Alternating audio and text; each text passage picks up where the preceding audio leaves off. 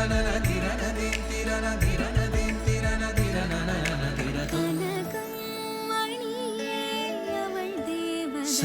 Golden Diamonds, Ermalur, Vadadala. BJP Punalur നിയോജക മണ്ഡലം തെരഞ്ഞെടുപ്പ് കൺവെൻഷൻ നടന്നു. പുനലൂർ നിയോജക മണ്ഡലം NDA സ്ഥാനാർത്ഥിയുടെ തിരഞ്ഞെടുപ്പ് convention Punalur Chemmanthoor private bus സ്റ്റാൻഡിലെ സാംസ്കാരിക നിലയത്തിൽ വെച്ച് സംഘടിപ്പിച്ചു.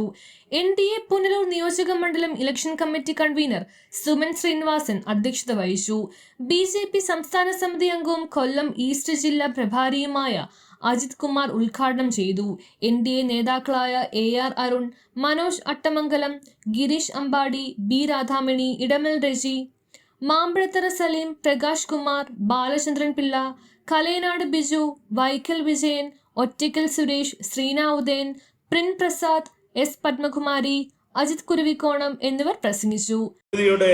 കോടിക്കണക്കിന് കൊള്ള അത് ഈ നാട്ടിലെ ജനങ്ങളുടെ സമ്പത്താണ്. ആ സമ്പത്ത് തിരിച്ചു വരണമെങ്കിൽ നമ്മുടെ ഒരു ഭരണം കേരളത്തിലുണ്ടാവണം.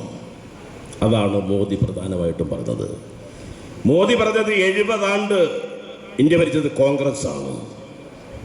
ആ കോൺഗ്രസ് കൊടുത്തതിനേക്കാൾ 5 ഇരട്ടി സമ്പത്താണ് കേരളത്തിലേക്ക് മോദിയുടെ ഗവൺമെൻറ് കൊടുത്തത്. ആ സമ്പത്തെല്ലാം അവർ കൊള്ളയടിക്കപ്പെടുകയായിരുന്നു. യഥാർത്ഥ ആവശ്യങ്ങൾക്ക് വേണ്ടി ആ സമ്പത്ത് അവർ ഉപയോഗിച്ചിട്ടില്ല.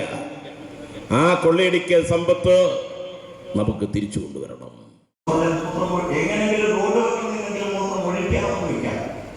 പക്ഷെ പുനലൂരിലെ ജനങ്ങൾ അനുഭവിക്കുന്ന അതിനേക്കാളും വലിയൊരു പ്രശ്നമുണ്ട് കുടിവെള്ള ക്ഷാമം. എന്നും കുടിവെള്ളമില്ല. നമുക്ക് വലിയ പദ്ധതികളൊക്കെ ഉണ്ട്. പുനലൂരിൽ ശുദ്ധജല പദ്ധതികളുണ്ട്. പക്ഷെ ശുദ്ധജലം പുനലൂരിനല്ല, പുനലൂരിന് അപ്പുറത്തുള്ള നിയോജകമണ്ഡലങ്ങളിൽ. അങ്ങനെ ജനങ്ങൾ മുഴുവൻ നിരന്തരം അടിസ്ഥാനപരമായ പ്രതിസന്ധികൾ അനുഭവിക്കുന്ന ഒരു പ്രദേശമാണെങ്കിലും അതിനപ്പുറം ഒഴിഞ്ഞ കസേരകൾ നോക്കണം.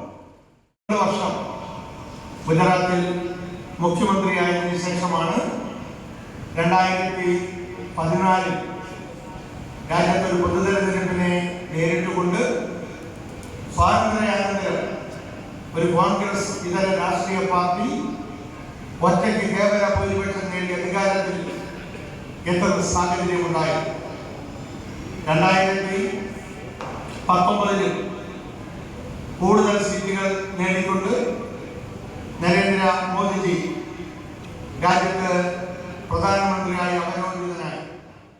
ന്യൂസ് ബ്യൂറോ, കൊല്ലം.